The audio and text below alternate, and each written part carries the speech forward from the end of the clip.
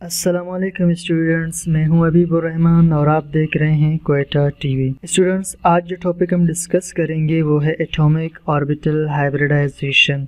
और ये टॉपिक जो हम डिस्कस कर रहे हैं ये टॉपिक लिंक्ड है वैलेंस बॉन्ड थ्योरी के साथ। स्टूडेंट्स, अगर आपको याद हो लास्ट लेक्चर्स में हमने वैलेंस बॉन्ड थ्योरी को डिस्कस किया था और वैलेंस बॉन्ड थ्योरी को डिस्कस करते हुए हमने कहा था कि सबसे पहले हम इसमें बॉन्ड फॉर्मेशन को पढ़ेंगे। ये लेक्चर हम डिस्कस कर चुके। फिर हमने कहा था कि बॉन्ड स्ट्रेंथ को डिस्कस करेंगे और इसमें अगर आपको याद हो हमने सिग्मा बॉन्ड और पाई बॉन्ड वगैरह को डिस्कस किया था। और तीसरे नंबर पर इसमें है ज्योमेट्री ऑफ मॉलिक्यूल्स, ये इसका पोर्शन रह गया था। और इसी ज्योमेट्री ऑफ मॉलिक्यूल्स को डिस्कस करने के लिए हमें डिस्कस करना पड़ेगा एटॉमिक ऑर्बिटल हाइब्रिडाइजेशन को, यानी ये वैलेंस बॉन्ड थ्योरी ही का सिलसिला है और ये ज्योमेट्री ऑफ मॉलिक्यूल्स के बारे में डिस्कस करने वाला टॉपिक भी है। यानी वैलेंस बॉन्ड थ्योरी में जो लास्ट टॉपिक रह गया था geometry of molecules, last portion जो रह गया था, इसे हम as a atomic orbital hybridization discuss करेंगे। तो स्टूडेंट्स चलिए स्टार्ट करते हैं। सबसे पहला लफ्ज़ है इसमें एटॉमिक का। एटॉमिक तो एटम को ही कहते हैं और दूसरा लफ्ज़ इसमें है ऑर्बिटल का। स्टूडेंट्स, आप जानते हैं कि ऑर्बिटल के बारे में हमने पढ़ लिया था कि ऑर्बिटल एस भी हो सकते हैं, पी भी हो सकते हैं, सेल सब शेल्स जो है एस हो सकते हैं, पी हो सकते हैं, डी और एफ। ठीक, ये क्या है? सब शेल्स है। अब हर सब शेल के अंदर हमने कहा था मज़ीद ऑर्बिटल्स होते हैं, जैसे एस के अंदर एक ऑर्बिटल होता है और इसी तरह पी के अंदर 3 ऑर्बिटल्स मौजूद होते हैं। बिल्कुल इसी तरह हमने डिस्कस किया था कि डी के अंदर मज़ीद 5 ऑर्बिटल्स मौजूद होते हैं और एफ़ के अंदर हमने डिस्कस किया था कि 7 ऑर्बिटल्स मौजूद होते हैं। अगर आपने ये टॉपिक लेक्चर नहीं देखा तो क्वांटम नंबर्स देख सकते हैं। और हमने ये भी डिस्कस किया था कि हर ऑर्बिटल में मैक्सिमम 2 इलेक्ट्रॉन्स आ रहे होते हैं। ठीक, अब उसके बाद जो नेक्स्ट बात है वो है हाइब्रिडाइजेशन। हाइब्रिडाइजेशन का मतलब होता है मिक्स हो जाना। हाइब्रिडाइजेशन के क्या मतलब है? मिक्स हो जाना। तो अब मतलब क्या हुआ इस पूरे का? ठीक है, अब मैं आपको ज़रा एक साइड पर समझा लेता हूँ। अब स्टूडेंट्स, मैंने आपको बता दिया एटॉमिक ऑर्बिटल्स क्या होते हैं। एस पी डी एफ के अंदर मौजूद ऑर्बिटल्स को एटॉमिक ऑर्बिटल कहा जाता है। अब जो हाइब्रिडाइजेशन का लफ्ज़ था मैंने आपको बता दिया, हाइब्रिडाइजेशन का मतलब क्या है? मिक्स हो जाना। हाइब्रिडाइजेशन का क्या मतलब है? मिक्स होना। किस चीज़ का मिक्स होना? ऑर्बिटल्स का मिक्स हो जाना। अब ये जो हाइब्रिडाइजेशन है ये 3 किस्म का होता है। यहाँ मैं आपको मुख्तसरन समझा देता हूँ। एक को हम कहते हैं sp3 हाइब्रिडाइजेशन, एक को sp2 हाइब्रिडाइजेशन और एक को sp हाइब्रिडाइजेशन। अब देखिए नाम से ज़ाहिर है sp, यानी इसमें होगा क्या कि एक s ऑर्बिटल एक p ऑर्बिटल के साथ मिल जाएगा और p ऑर्बिटल होगा px और ये है s ऑर्बिटल। सही, s ऑर्बिटल मिल जाएगा p ऑर्बिटल के साथ और फिर ये दोनों मिल करके एक ही एनर्जी और एक ही शेप के 2 ऑर्बिटल्स बना देंगे। अब स्टूडेंट्स, आप ये मत समझना कि ये इस p ऑर्बिटल की तरह ही ऑर्बिटल है, नहीं।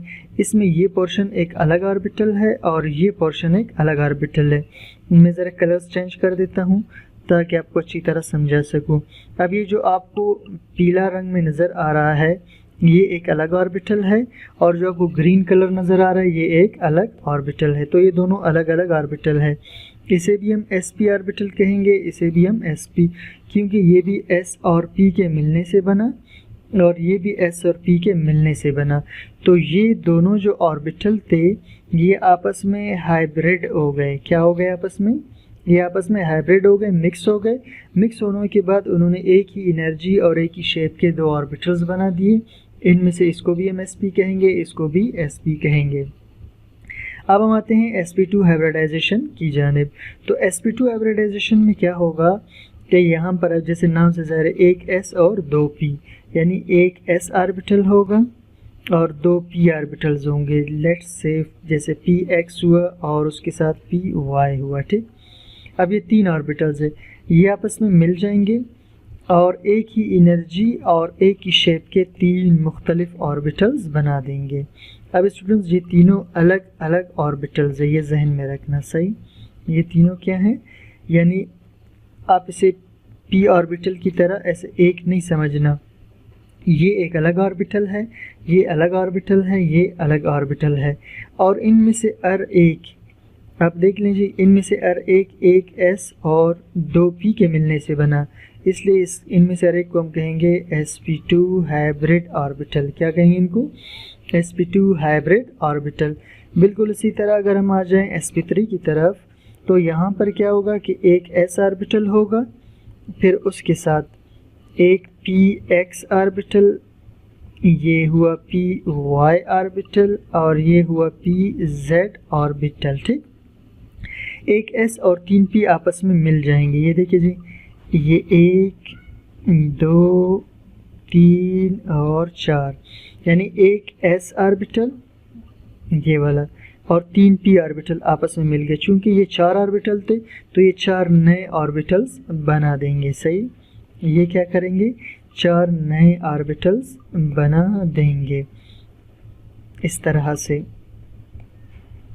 ये हुआ और उसके बाद ये हुआ। अब ये देखिए, ये सारे अलग अलग ऑर्बिटल्स है। ठीक, अब इसमें से हर एक s और 3p के मिलने से बना, तो इसे हम कहेंगे sp3 sp3 sp3 और sp3, यानी इनमें से हर ऑर्बिटल एक s और 3p के मिलने से बना है, इसलिए इन्हें हम कहेंगे sp3 hybridisation.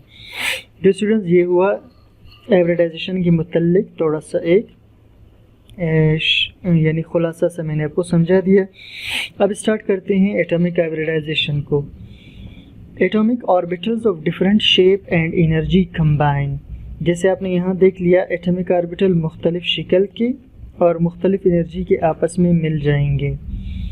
To form a new set of equivalent orbitals, फिर एक नया सेट बनाएंगे जो इक्विवेलेंट ऑर्बिटल्स होंगे। इक्विवेलेंट का मतलब है सारे एक ही शक्ल के, सारे एक ही एनर्जी के, कॉल्ड हाइब्रिड ऑर्बिटल्स। और इन ऑर्बिटल्स को हम कहते हैं mix orbitals. And the phenomena is called hybridization, और इस प्रोसेस को हम कहते हैं हाइब्रिडाइजेशन। इन 1913 में Linus Pauling introduced concept of hybridization. Linus Pauling ने कॉन्सेप्ट दिया हाइब्रिडाइजेशन का। इसने कहा कि ऑर्बिटल्स आपस में मिक्स हो सकते हैं। Number 2, hybridization explains the geometrical shapes of polyatomic molecules। Hybridization explain करता है geometrical shapes को polyatomic ज़्यादा एटम वाले molecules के, लाइक मीथेन जिसमें 2 एटम्स मुख्तलिफ़ किस्म के हैं, अमोनिया, इसी तरह बेरिलियम क्लोराइड। तो इस किस्म के एटमों की ज्योमेट्री को यानी शक्ल को ये हाइब्रिडाइजेशन एक्सप्लेन करता है, और ये हम आगे एग्जांपल्स में डिस्कस कर लेंगे। Number 3, hybridization also explains formation of multiple bond. Hybridization explain करता है मल्टीपल बॉन्ड की बनावट को। मल्टीपल बॉन्ड से मुराद है डबल बॉन्ड या triple bond in molecules, that is double bond, जैसा कि ईथीन के अंदर डबल बॉन्ड हुआ, and triple bond in ethyne, और ईथाइन के अंदर ट्रिपल बॉन्ड एज एग्जाम्पल हम डिस्कस करेंगे। इसके बाद हम आते हैं types of hybridization. There are 3 types of hybridization, sp3 hybridization, sp2 hybridization and sp hybridization. तो सबसे पहले स्टूडेंट्स हम डिस्कस करेंगे sp3 हाइब्रिडाइजेशन को डिटेल में। Mixing of 1s and 3p orbitals, mix हो जाना एक s और 3p ऑर्बिटल्स का आपस में, यानी एक s ऑर्बिटल होगा और 3p ऑर्बिटल्स आपस में मिक्स हो जाएंगे। ठीक है, इस तरह, और फिर 4 एक एनर्जी और शेप के ऑर्बिटल्स बना देंगे।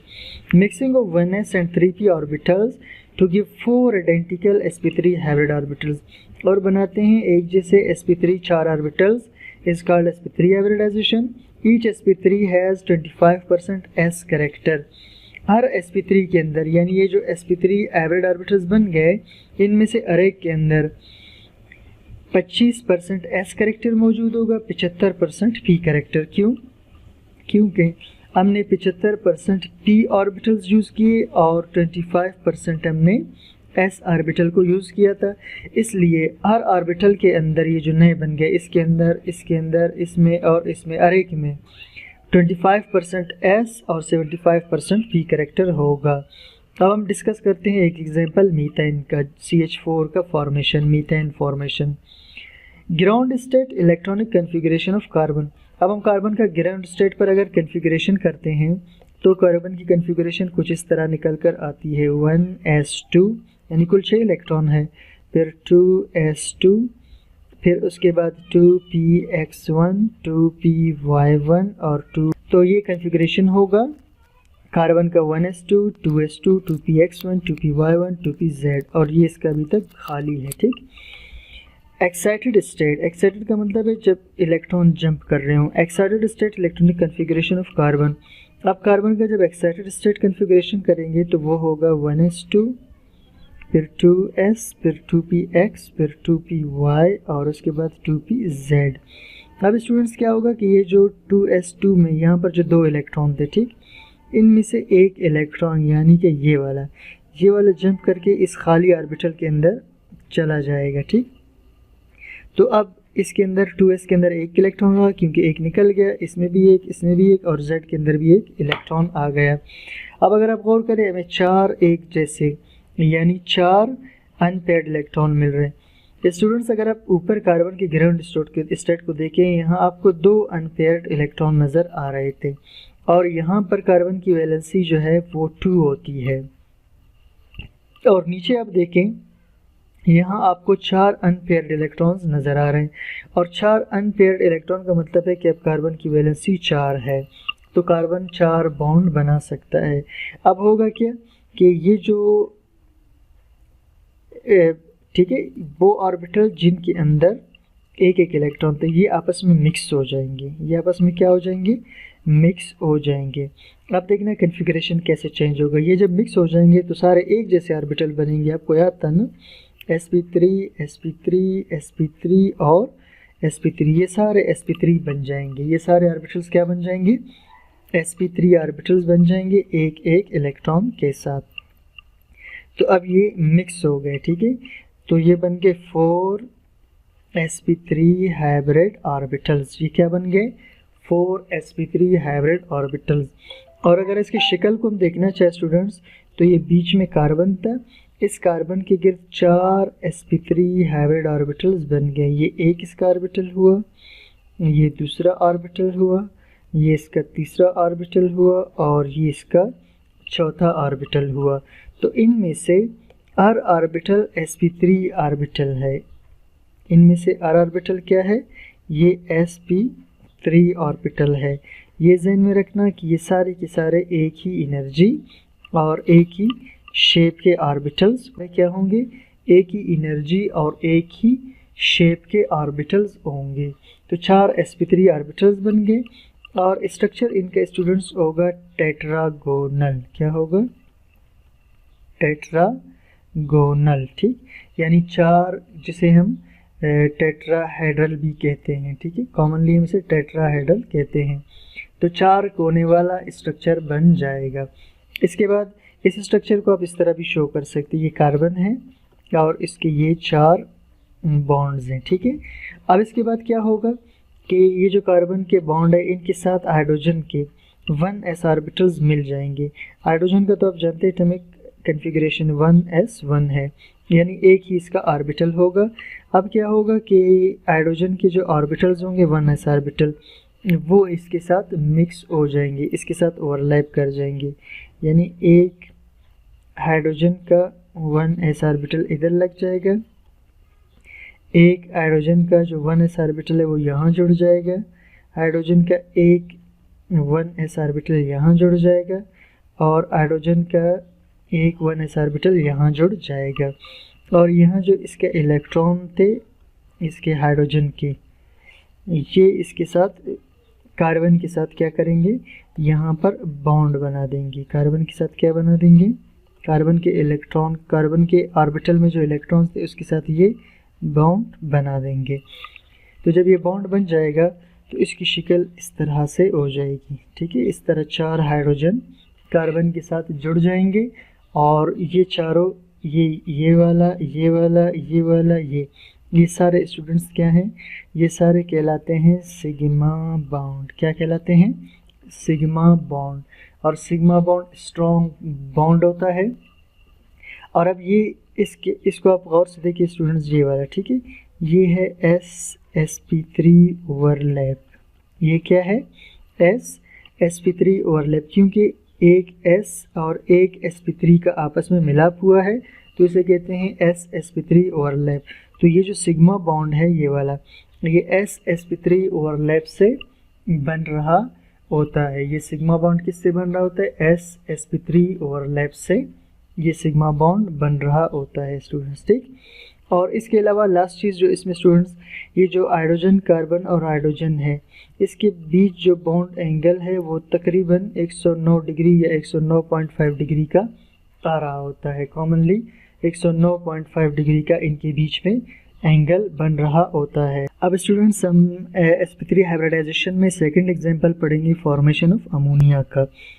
तो अमोनिया के इलेक्ट्रॉनिक कन्फिगरेशन अगर हम कर लें तो ये सॉरी, ये नाइट्रोजन का एटॉमिक नंबर है 7, तो ये आएगा 1s2, उसके बाद 2s2, फिर 2px, 2py और 2pz।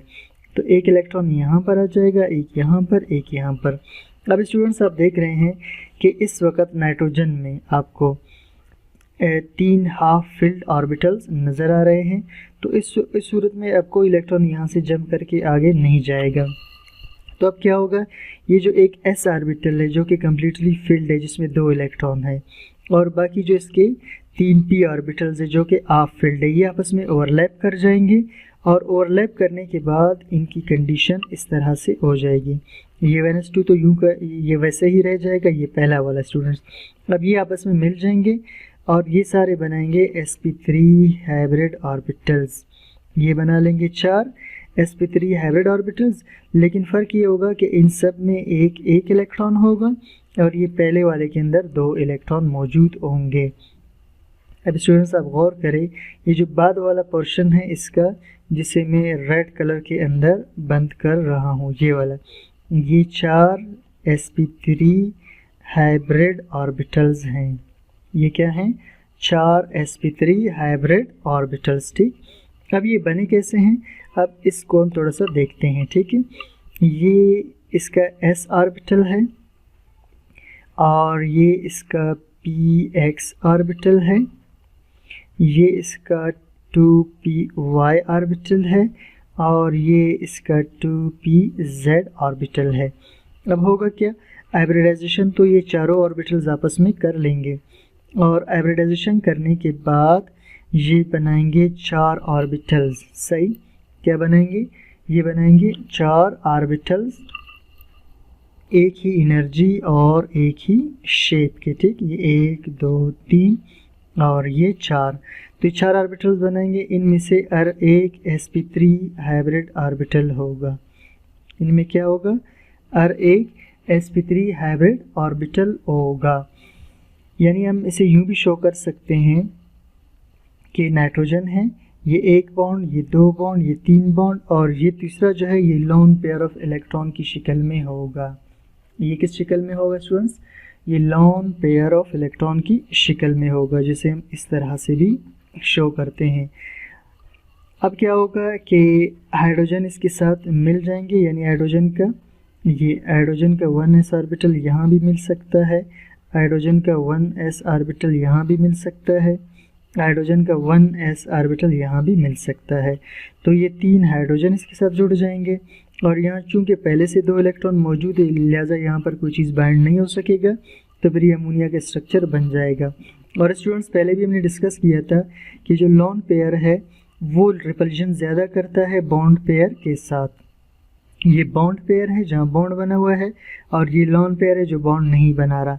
तो बॉन्ड पेयर क्या करेगा? यहाँ भी रिपल्जन करेगा, यहाँ भी रिपल्जन करेगा, जिसकी वजह से अमोनिया का स्ट्रक्चर कुछ इस तरह से आपको मिलेगा, ठीक। यानी ये जो हाइड्रोजन है ये नीचे की तरफ थोड़े से बैंड हो जाएंगे इन लोन पेयर्स की वजह से। तो पहले जो स्ट्रक्चर था ये यहाँ पर, इसमें जो एंगल आ रहा था वो 109 डिग्री का आ रहा था। अब इस रिपल्जन की वजह से यहाँ और यहाँ रिपल्जन की वजह से ये जो हाइड्रोजन हाइड्रोजन के बीच जो एंगल है वो तकरीबन 107 डिग्री का हो जाएगा, यानी 109 की बजाय रिपल्जन की वजह से ये एंगल कितने का हो जाएगा, हाइड्रोजन नाइट्रोजन के बीच 107 डिग्री का। इसके बाद स्टूडेंट्स हम डिस्कस करते हैं sp3 हाइब्रिडाइजेशन में फॉर्मेशन ऑफ वाटर को। किसे डिस्कस करेंगे, फॉर्मेशन ऑफ वाटर। अब सबसे पहले हम अगर वाटर का इलेक्ट्रॉनिक कन्फिग्रेशन कर लें, यानी ऑक्सीजन इसमें है, ठीक है, तो ऑक्सीजन का एटॉमिक नंबर 8 है, इसका कन्फिग्रेशन आएगा 1s2, फिर 2s2, फिर 2px, 2py, 2pz, यानी इस p ऑर्बिटल में 1 2 3, अब ये 7 इलेक्ट्रॉन हो गए, तो चौथा फिर 8वां फिर यहाँ आ जाएगा। अब इसमें स्टूडेंट सिर्फ जो है 2 इलेक्ट्रॉन अनपेयर्ड हैं। कितने इलेक्ट्रॉन अनपेयर्ड हैं, 2 इलेक्ट्रॉन इसके अंदर अनपेयर्ड रह जाएंगे। लेकिन ये ध्यान में रखिए कि हाइब्रिडाइजेशन इन सब का होगा, यानी sp ये कंप्लीट हाइब्रिडाइजेशन करेंगे और ये 4 मिक्स ऑर्बिटल्स बना देंगी। क्या करेंगे, 4 मिक्स ऑर्बिटल्स बना देंगे, यानी sp3 और sp3 हाइब्रिडाइजेशन होगा, यानी इसमें भी एक s 3p के साथ मिलकर के हाइब्रिड ऑर्बिटल्स बना देगा। लेकिन फ़र्क ये होगा कि यहाँ पर आप फिल्ड होंगे और बाकी कम्प्लीटली फिल्ड ऑर्बिटल्स होंगे। तो अब इसे आप देखिए किस तरह से होगा, ये s ऑर्बिटल हुआ ऑक्सीजन का, ये इसका 2px ऑर्बिटल हुआ, ये इसका 2py ऑर्बिटल हुआ और ये इसका 2pz ऑर्बिटल हुआ। तो ये जब आपस में मिल जाएंगे तो ये क्या करेंगे कि 4 ऑर्बिटल्स बना देंगे ऑक्सीजन के गिर्द, 1 ऑर्बिटल, ये 2 ऑर्बिटल, ये 3 ऑर्बिटल और ये 4, ठीक। और 2 ऑर्बिटल्स में लोन पेयर ऑफ इलेक्ट्रॉन होंगे और 2 ऑर्बिटल्स ऑफ फील्ड होंगे। तो जो 2 ऑर्बिटल ऑक्सीजन के ऑफ फील्ड होंगे उनके साथ हाइड्रोजन का 1s ऑर्बिटल जुड़ जाएगा, इनके साथ हाइड्रोजन का 1s ऑर्बिटल जुड़कर बॉन्ड बना देगा। तो शिकल कुछ इस तरह से हो जाएगी, ये एक हाइड्रोजन जुड़ा हुआ है ऑक्सीजन के साथ, ये दूसरा, ये एक लोन पेयर है और ये दूसरा। अब हम जानते हैं कि लोन पेयर के बीच भी बहुत ज़्यादा रिपल्जन होता है, फिर लोन पेयर और बॉन्ड पेयर के बीच भी रिपल्जन। तो ये लोन पेयर जब बहुत ज़्यादा रिपल्जन लगाएंगे तो हाइड्रोजन और भी ज़्यादा एक दूसरे के करीब और इन लोन पेयर से दूर चले जाएंगे। तो पहले जो बॉन्ड एंगल यहाँ पर 107 का आ गया था नाइट्रोजन में एक लोन पेयर की वजह से, तो यहाँ 2 लोन पेयर की वजह से हाइड्रोजन ऑक्सीजन और हाइड्रोजन के बीच जो बॉन्ड एंगल है वो सिर्फ 104 डिग्री का रह जाएगा। इस तरह से बॉन्ड एंगल में और भी ज़्यादा कमी आ जाएगी। तो स्टूडेंट्स ये था sp3 हाइब्रिडाइजेशन, और sp3 हाइब्रिडाइजेशन को हमने डिटेल में डिस्कस किया, इसमें मुख्तलिफ एग्जांपल्स हमने डिस्कस किए। तो इसके बाद चूँकि लेक्चर काफ़ी लंबा हो रहा है इसलिए sp2 हाइब्रिडाइजेशन और sp हाइब्रिडाइजेशन को हम अपने आने वाले नेक्स्ट लेक्चर में डिस्कस करेंगे, जो हाइब्रिडाइजेशन पार्ट 2 होगा और ये हाइब्रिडाइजेशन का पार्ट 1 का लेक्चर हुआ। तो स्टूडेंट्स हमारे साथ रहिएगा नेक्स्ट वीडियो के लिए, और इसके साथ ही आपसे रिक्वेस्ट है कि चैनल को सब्सक्राइब कीजिए, लाइक कीजिए, शेयर कीजिए और मुझे कमेंट सेक्शन में ज़रूर बताइए कि आपको बायोकेमिस्ट्री की वीडियोस ज़्यादा चाहिए या केमिस्ट्री की वीडियोस ज़्यादा चाहिए। इसके अलावा चैनल को लाइक कीजिए, सब्सक्राइब कीजिए, शेयर कीजिए ताकि ज़्यादा से ज़्यादा लोगों तक ये वीडियोस पहुंच सके और ज़्यादा से ज़्यादा लोगों को फ़ायदा भी हो सके। Thank you for watching.